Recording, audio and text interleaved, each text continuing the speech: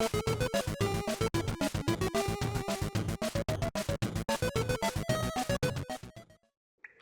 and welcome back to Underlab. Well, I'm afraid today things may be rather dark. As far back as my theory on Toriel's locked room, I've speculated that she may have a sinister side. Now, I realise this is a controversial idea and many people are going to rush to Toriel's defence, but remember this is only a theory that speculates on a possibility rather than what can be guaranteed.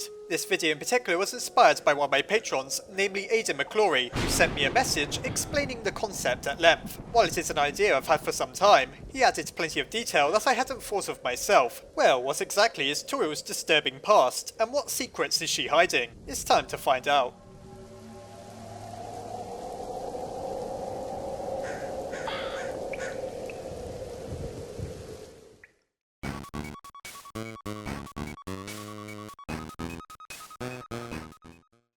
Firstly, for any of this to be convincing, we need some context. Let's look in detail as to what led up to making Toriel a monster with a potential dark side. When Asgore declared war on humanity, she decided she'd had enough of the King of Monsters. She decided to return to home, the monster's original capital, where she chose to reside in the original house she had shared with her fuzzy husband. She ended up adopting the role of the caretaker of the ruins, guarding the only door that led into Snowdin Forest. This time was surely lonesome for her. After all, what had pushed Asgore to declare open season on humans was the death of his son, namely Prince Asriel. Toriel therefore found herself in a position where she was surely mourning the death of her own child, all while suffering from her separation from her husband, whom she had seemingly spent many years with. To make matters worse, there was hardly a soul she could talk to within the ruins, for as the player experiences, Froggets don't make for very good conversation partners, and Whimsons would likely be too cowardly to even approach her. Within complete isolation, Toriel knew of only two ways of socialising. One was to listen by the door, to occasionally talk with Sans, where the two would share terrible jokes between one another. The other way was the occasional encounters she would have with humans. While there's a little documentation of what happened between her and them, it seems likely she did meet the previous 6 humans who fell down, as she warns us that by going outside, we'll end up just like the rest. This implies that she likely met them in order to be aware of their existence, and she somehow heard of their unfortunate fates. In other words then, Toriel's only company was a voice she could hear through a door, and a few humans she met very rarely, whom she knew were walking forth into their own demise. It isn't hard to imagine that probably tested her sanity to some degree. Imagine if you knew all of your friends had left to get themselves killed, and your only company was a skeleton who just kept dealing out bone puns. Yeah, it'd be pretty difficult to remain sane in that situation. The moment Toriel meets the human, she's very protective of us. Our very first encounter with her shows her blowing away Flowey in an effort to save us from his cruel game. And if it hadn't been for her selfless acts, Undertale would be a very short game indeed. She then proceeds to guide us around the ruins, immediately treating us as if we were her companion, or maybe even her own child. While there's blatantly a compassionate side to it, she does start to take things pretty far, particularly when we reach her home, where she informs us that's also where we live now. At no time prior to this did we agree to that. So what exactly am I getting at? Well, it seems that Toriel's motivations aren't as selfless as it likely seems at first. While there clearly is a benevolent side to Toriel, could she simply view you as a replacement for Asriel, having been cooped up in the ruins while having to deal with the loss of her child and the actions of her husband? Not only that, but does she want to afflict the player with some form of Stockholm Syndrome? Stockholm Syndrome is a condition where someone is kidnapped or imprisoned, but then begins to appreciate and even defend their captor. As Aidan pointed out when he first described this idea to me, when we're first introduced to Toriel, we feel that she's doing us a favour by saving us from Flowey. While there's no real denying that she is, immediately we're led to feel in debt to Toriel for saving our lives, and maybe Frisk would feel more inclined to do whatever they're told to do, despite not really knowing the goat monster calling herself Toriel. What happens next, however, is far more questionable. People who develop Stockholm Syndrome are often treated in a sympathetic manner by their captor, which leads them to develop trust for them.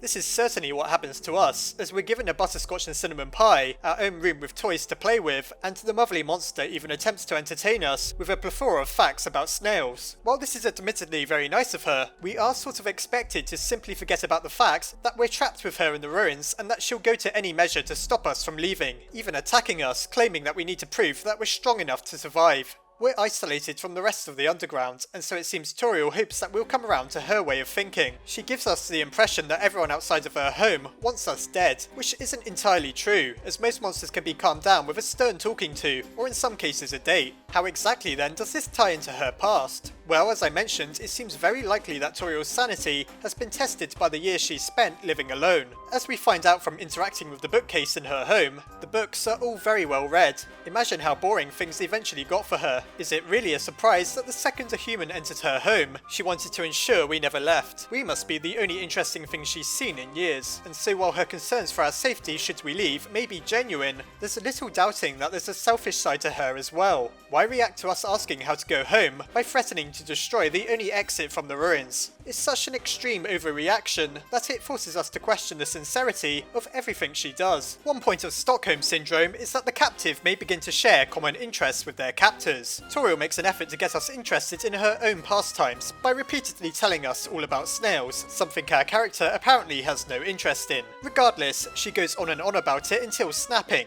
going to the basement in order to destroy the exit. Her obsession with snails is also another hint towards her lonely time in the ruins. It seems before she isolated herself there, she'd frequent the area and waterfall where Thunder Snail is played, though naturally she no longer visits. In hard mode, we're given a snail pie, rather than the ordinary butterscotch and cinnamon pie. This proves that there are snails living within the ruins, despite the fact we never see them. To keep herself busy, it seems that Toriel has learnt all about snails and their various applications, as they must be one of the few things she has in order to occupy her time with. It's no wonder that she wants us to be as interested in snails as she is, as they're one of the few things we'll have to play with, to capture and even to eat if we went along with Toriel's plan to keep us trapped within the ruins. We may also be more inclined to cooperate with Toriel in order to avoid harsh treatment, another reason as to why Stockholm Syndrome may develop. Now, while she'd clearly never go as far as killing us, she does attack us, which seems very extreme in context. She wants us to prove that we're strong enough to survive, but just think of the thousands of other ways she could have handled this situation. Why doesn't she simply go with us when we leave the ruins if she's so determined to believe that Asgore is wrong? She could protect us, and I'm sure many monsters would rally to the aid of the former queen.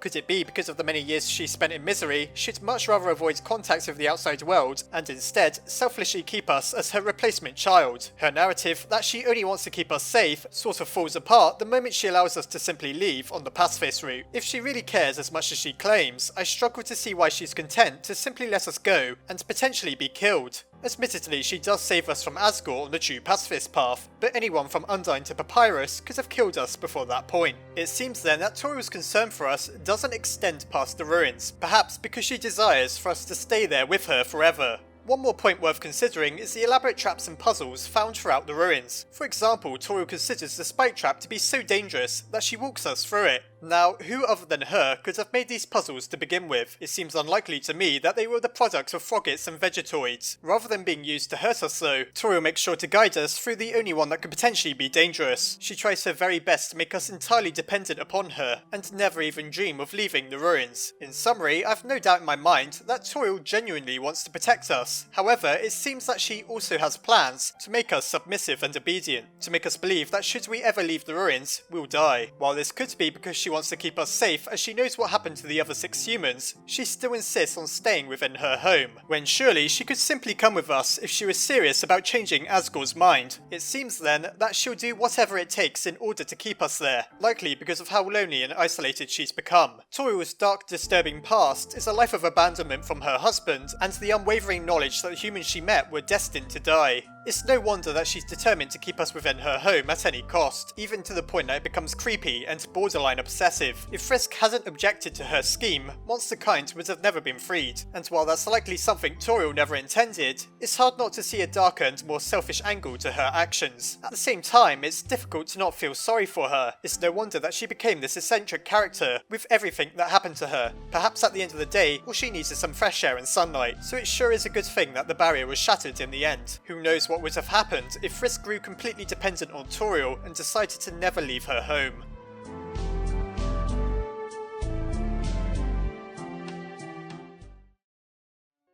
That sure was one spooky episode. It's hard to believe that such a friendly character has such a morbid past along with potential ulterior motives, though I suppose Undertale is known for its twists. However, it doesn't seem to have affected her reputation, as Toriel is still a beloved character. Whether her intentions were entirely pure or not though, is left up to the player's interpretation, though I know I certainly find her compulsion for keeping us within the ruins to be a little unsettling. What do you think? Be sure to let me know in the comments. I know it's easy to sympathise with Toriel, and believe me, I do as well, but it it was interesting to explore her darker side. As always, I hope you enjoyed the video. Try not to become eternally trapped with a loving goat mum, and I'll see you next time.